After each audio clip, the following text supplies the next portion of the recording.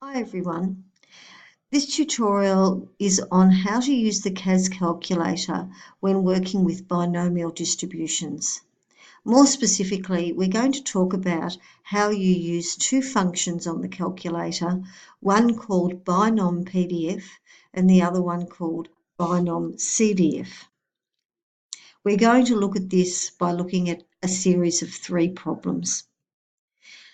Let's look at the first problem, which requires us to use Binomial Pdf on the calculator. The problem is as follows. Let x be equal to the number of male children in a family of 6 children. Assume that the distribution of x is binomial and that the probability of having a male child is 0.48. We're asked to find the probability that in a family of 6 children, there are exactly 2 male children. Now, in any problem like this, we must identify first the key parameters in the problem. First of all, what is the value of n here? We are interested in a family of 6 children, so n is equal to 6. What is the value of p here? P is the probability of success, and in this case, a success is deemed to be having a male child in the family. So P in this case will be equal to 0.48. The value of 1 minus P will be equal to 1 minus 0.48, which is 0.52. And lastly, what value do we want x to take? We are interested in finding the probability that exactly 2 male children are in the family. So in this case, we want x to be equal to the value of 2. Now, in this problem, we want x to take a specific value, in this case 2. When we want x to take a specific value like this, we use Binomial Pdf on our calculator. Okay, so we go to our calculator and we open up a normal calculator page. The first thing we do is we go to Menu and then we choose option 5, Probability. Then we choose on the next menu option 5 again, Distributions. Now we go to this third menu, we go to right down the bottom and you'll see option D is Binomial Pdf. We click on that. When we click on Binomial Pdf, we get this screen. The first box is asking us to put in the value of n, the number of trials. In this case, it's 6. Then we need to put in the probability of success, which in this case is 0.48.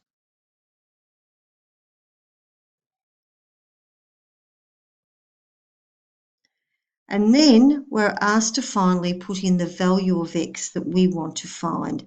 In this case, x is equal to 2. Now, hit OK, and we get this screen. It gives us all our parameters again. Binomial Pdf, n is 6, p is 0.48, x is 2, and here is my probability to 6 decimal places. So our answer to 4 decimal places will be 0.2527. So in summary, if you are doing a problem which requires you to find the probability of x being a specific value, like 2 or 3 or 10 or 50, then you are going to use Binomial Pdf on your calculator. Let's go to a second problem now, which will require us to use Binomial Cdf. The problem is as follows.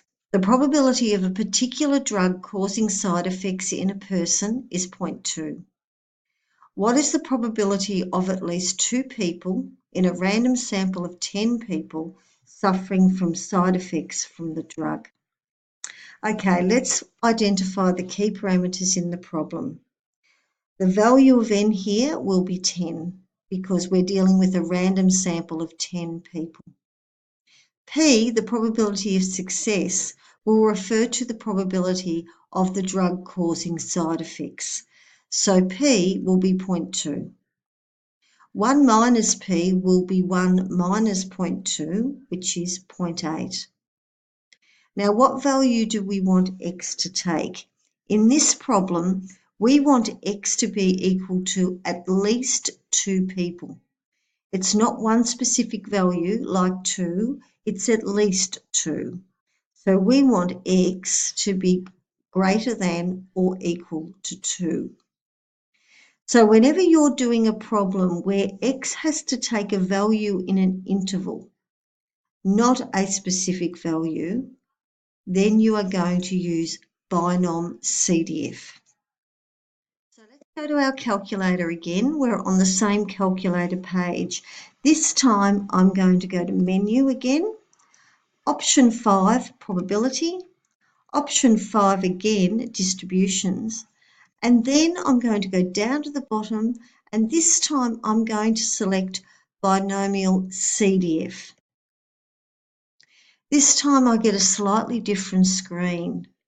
Once again, I have to put in the number of trials. In this case, it's 10. Then I have to put in the probability of success, which is 0.2.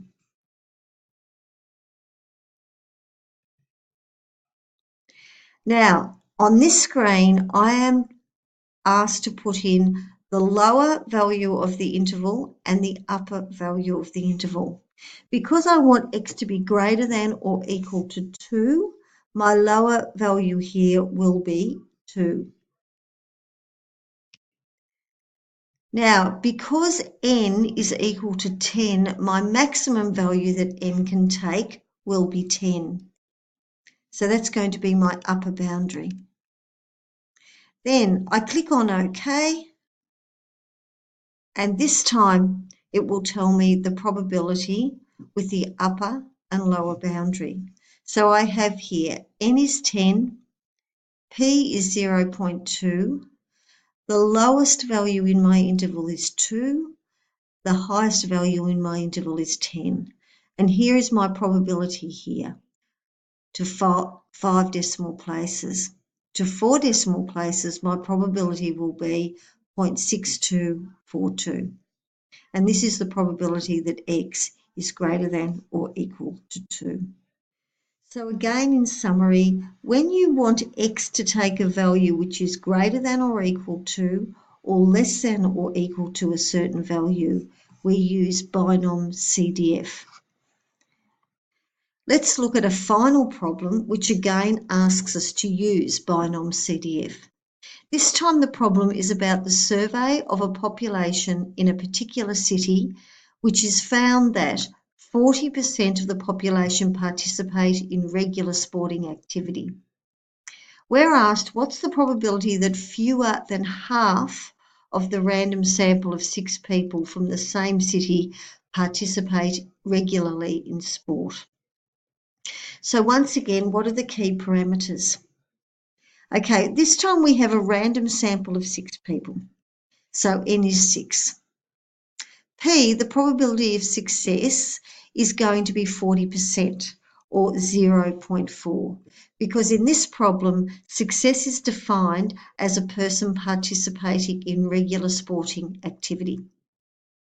1 minus P will be 1 minus 0.4, which is 0.6. Now, what is the value of X here? We're asked to find the probability that fewer than half of the random sample participate in sport. Because the random sample is 6 people, we want to find the probability that fewer than 3 of them will participate in sport. So I want the probability that X is less than 3. Now, for X to be less than 3, it means X can be equal to 0, 1, or 2. So this is the same as X is less than or equal to 2.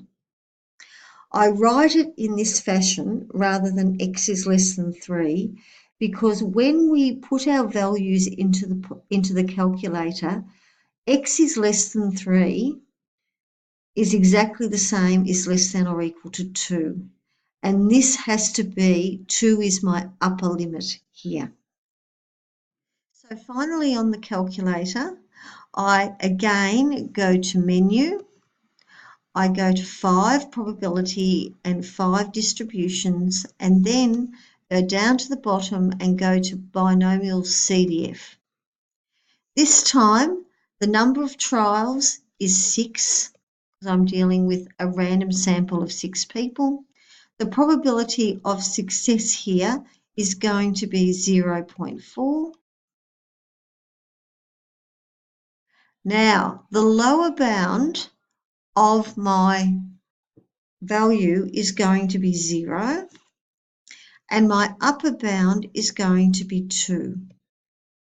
So in this way, I'm finding the probability that x is less than or equal to 2. I click OK, and here is my probability. To 5 decimal places, it's 0.5432. To 4 decimal places, 0.5443. And again, here are my parameters. N is 6, P is 0.4, my lower limit of my interval is 0, my upper limit is 2. So using Binomial Pdf and Binomial Cdf is very easy and allows you to get your answers very quickly. I hope you found this instructive. Thanks for listening.